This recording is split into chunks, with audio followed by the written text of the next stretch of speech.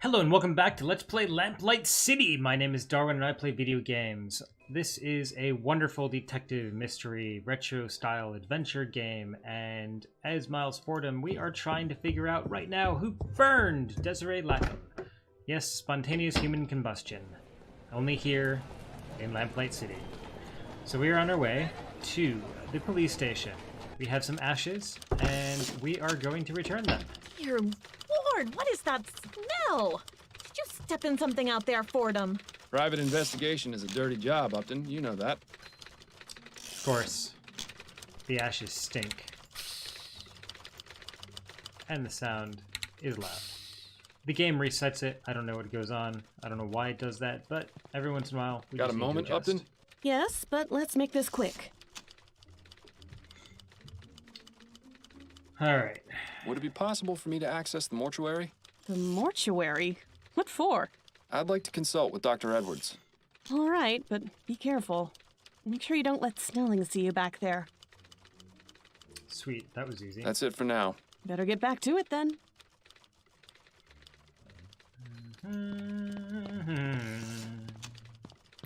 We're going to the morgue. Oh my. Dr. Edwards' lab was always a fascinating place to learn about death. A bit less so now that I'm quite the expert. Oh, did I miss cleaning up some bit of that last corpse? Oh, Fordham, what brings you down here? Hello, Edwards. I was wondering if I could pick your brain. Yes, of course. There's one in a jar over there, and I may have another one around here. That coroner humor never gets old, does it? He's so Anyway, witty. let me know what you want to discuss. This fellow's not going anywhere. The brain is truly a fascinating organ, if only more people used it. A fine example of well-developed deltoids, latissimus dorsi, and gluteus maximi. Assorted lab equipment for setting things on fire or causing explosions. You know, the perfect way to pass the time. I remember when Edwards used to keep his collection of preserved reproductive organs on this shelf. He must be getting soft in his old age. Oh my. Or perhaps that's exactly what happened to his collection. It looks rather fresh. There's a plaque at the base of the jar that says H. Putnam. Well, at least he died with a smile on his face. Sort of. You've seen one dissected torso, you've seen them all. It sure is a lot of rubbish crammed inside our upper bodies, isn't there? I wonder if Edwards ever got around to fixing this typewriter. The letter E being out of alignment always made his reports a nightmare to read. It's important to keep your hands clean when dealing with dead bodies. After all, you never know where they've been. Until after the post-mortem exam, anyway. This provides the room with just the right amount of heat. Unlike the incinerators in the crematorium. Talk about overkill. Edwards keeps assorted bottles and specimens in there. Nothing too remarkable that I can see. I'd say being hooked up to that machine was the worst experience of my life, except I was already dead at the time. Imagine a giant mosquito sucking out all your blood and then replacing it with formaldehyde. Not very pleasant. Nice pair of legs. I feel sorry for the poor slob who has to clean that out. Edwards must have some very good friends in the department who have gotten this custom-made table. It does suit the room, though. Not a stitch of clothing on him, as if having your torso ripped open and poked around inside weren't bad enough. There truly is no dignity in death. Alright, well. That collection of stains, fluids, and other repugnant materials almost makes me homesick for the chum. Alright, I was hoping for some more mortuary humor, but I think that's enough raising the dead for now. Pardon me, Edwards. Yes?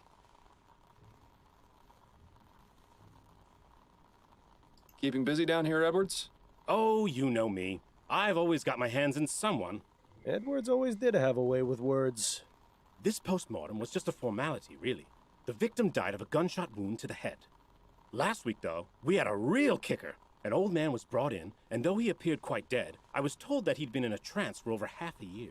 Apparently, he was hypnotized right at the point of death, and somehow managed to remain alive, in a fashion.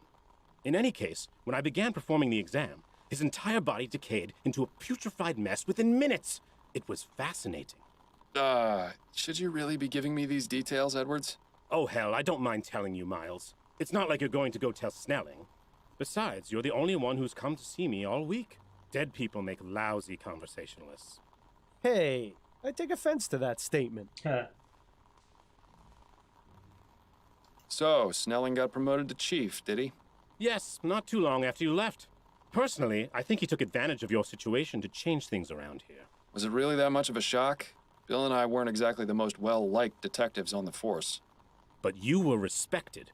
You two solved over 350 cases in 15 years. You were an institution. Damn right we were. It's so easy for people to resent their more successful peers. Ah, Edwards. Nice to know someone missed us. You didn't examine Bill after he died, did you? Ha! He wishes. No, there was nothing inconclusive about his death. He died from impact after falling from the roof of a building. Why, was there something else I should have looked into? No, I was just curious. As fond as I am of Edwards, it would have been a bit much for him to go poking around my insides. I've got these human ashes from a crime scene. Straight to the point. I knew I liked you for a reason, Fordham. Who do they belong to? Desiree Lathan. She was a Gascon Grande Dame. Oh, of course. I heard about that case. She was found burned in her home, wasn't she? That's right. I meant to go over there later today. Well, then I suppose I've saved you the journey. Would you have a look at these? Does this mean you're officially on the case? Not as such. In fact, I'd appreciate it if you didn't mention I'd been here. Ah, clandestine operation. Sneaking around under Snelling's nose. I don't have much of a choice. I'm pretty much persona non grata around here these days. Well, you're always welcome in my mortuary. Preferably while still breathing, of course.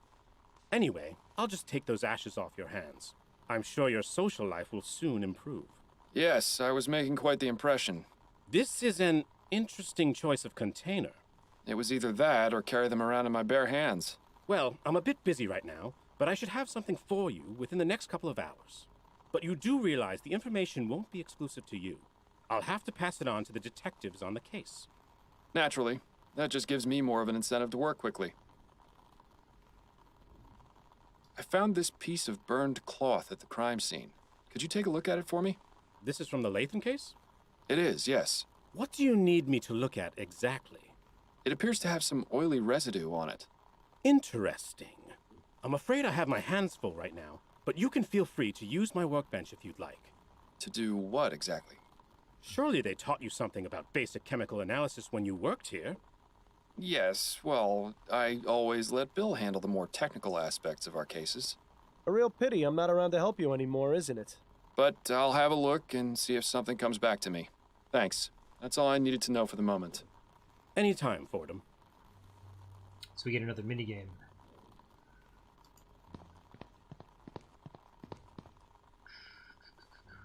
Oh, it's been ages since we got to do any type of chemical analysis. This will be grand! Dr. Edwards, could you remind me what it is I'm meant to be doing? Yes, of course.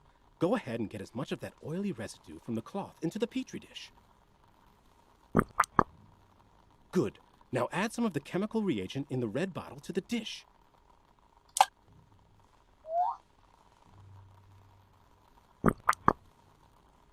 Aha! The oil turned orange. Yes! The reagent has caused a chemical reaction and changed the oil's color. Isn't science fun? For science! Quite. But how does this help me? I have some samples of the most common types of flammable oils on the shelf. Go ahead and add them to the test tubes. Good. Now simply check each one with the reagent to see if you can find a match. And if I don't find one? Then I suggest going out and looking for more oil samples. Miles, the petri dish is empty.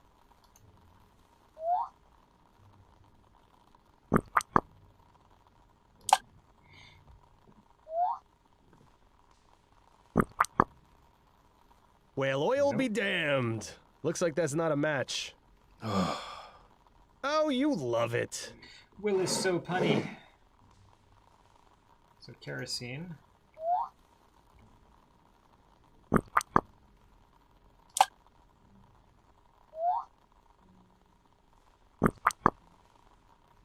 So much for kerosene being the culprit.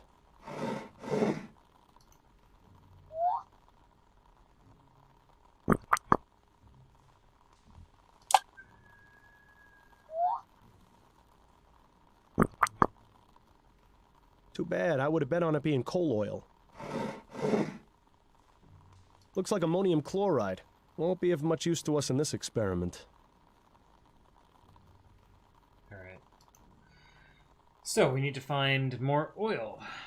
Alright. Thank you, Dr. Edwards.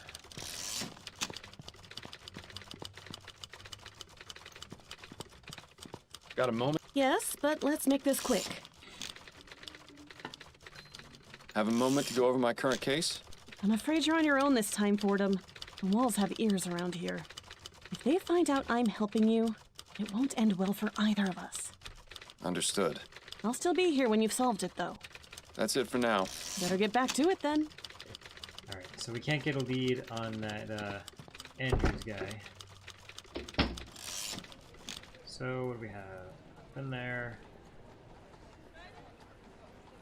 There. So, Spectre. Welcome Creepy back, lady. Mr. Fordham. So let's talk to her. Could I ask you about some things, Miss Maxwell? Certainly, darling. Are you familiar with a woman named Desiree Lathan? Yes, she came to see me just last week. She told me she was doing research for an article she was writing for Brentwell magazine. What sort of research? She asked me a few questions and looked at my books. That was all. She wasn't here for very long. And what was she researching? Something about spontaneous human combustion, I believe. What can you tell me about spontaneous human combustion? I'm not overly familiar with the subject, but I do have a book about it on the shelf back there. You are welcome to look at it if it will help. I may, but I'd like to know what your understanding of it is. Well, I believe it is when the human body inexplicably catches fire and burns. It usually occurs among elderly women who drink to excess, and very little fire damage is caused around the body. That's really all I know, darling. It's not a very agreeable subject for study now, is it? Did you know that Desiree Lathan is dead? What? My God, no. I didn't. What happened to her? She was found burned to death in her bed. How awful. Do you have any idea how this may have happened? There are a number of possibilities. But if she was in the middle of researching spontaneous human combustion, and then to have this happen, it can't be a coincidence. Are you suggesting she herself was a victim of spontaneous combustion? One need only compare the circumstances of her death with the facts, darling. She can't be serious, can she? Thank you for the information. It was very enlightening. It was my pleasure, darling. Always interesting. Alright, let's check the guest book first, see if there's anything interesting There's in there. quite a few members in this group. Nope, can't see anything. Alright, so bookcase. Book on spontaneous human combustion. Let's see, Art of Seance, Giant Squid, Voodoo, Mediums, What Lies Beyond the Veil. Oh look, just so happens to be here. This all sounds strangely familiar, but spontaneous human combustion can't be real, can it? Then again, sometimes the simplest explanation is the correct one. The Occam's Razor. Spontaneous human combustion is a highly controversial subject, but remains popular among scholars and aficionados of the occult and unexplained. The term refers to death from fire originating without any apparent source of external ignition. The fire is believed to start within the body of the victim. The 1823 book Medical Jurisprudence states the commonalities in recorded cases of spontaneous human combustion, including the following characteristics. The victims are chronic alcoholics. They are usually elderly females. The hands and feet usually fall off. The fires cause very little damage to things around the body. A residue of greasy and fetid ashes is left behind. Most physicians and investigators strongly believe that spontaneous human combustion is a product of alcoholism. Well, the lady at the club. Yep. Alright.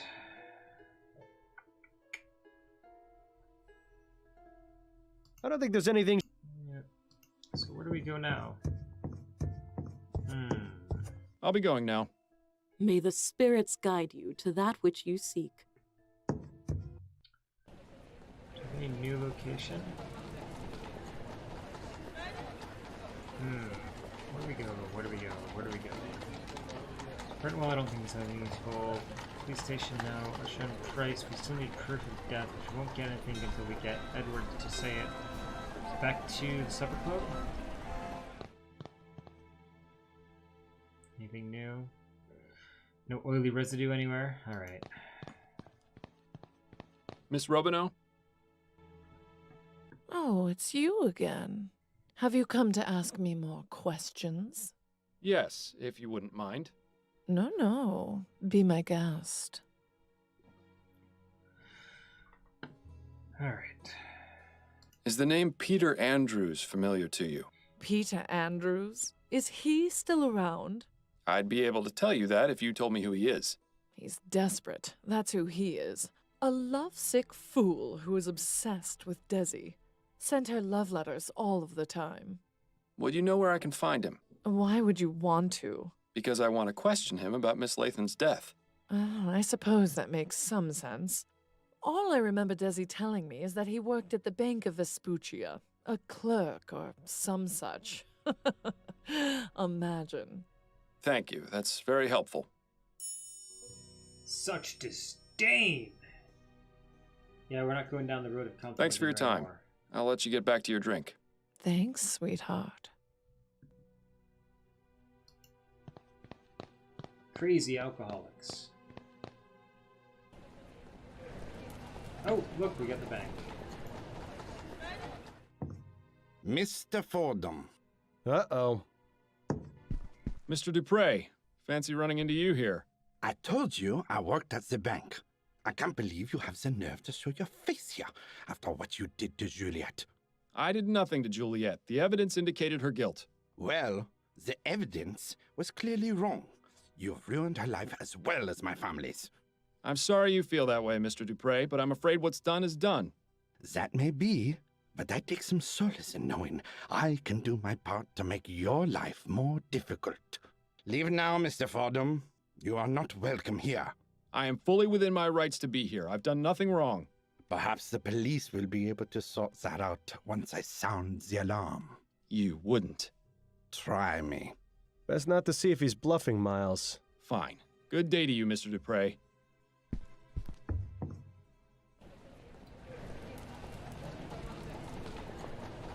Oh my. So that's completely locked out to us because we screwed up the first case. How about that? It's back on the map. Actually, what I did is I went through and I just redid the entire game to get to this point so that we solved case 1 correctly. So without further ado, back to the bank. Mr. Fordham. Ah, Mr. Dupre. Good to see you again. Is all well with you? Absolutely. Everything is wonderful. Because of you, this city has finally seen Laura Dupre for the monster she is. I cannot thank you enough. I suppose you're welcome? Now then, is there anything I can help you with? Yes, I'm looking for Peter Andrews. I was told he worked here.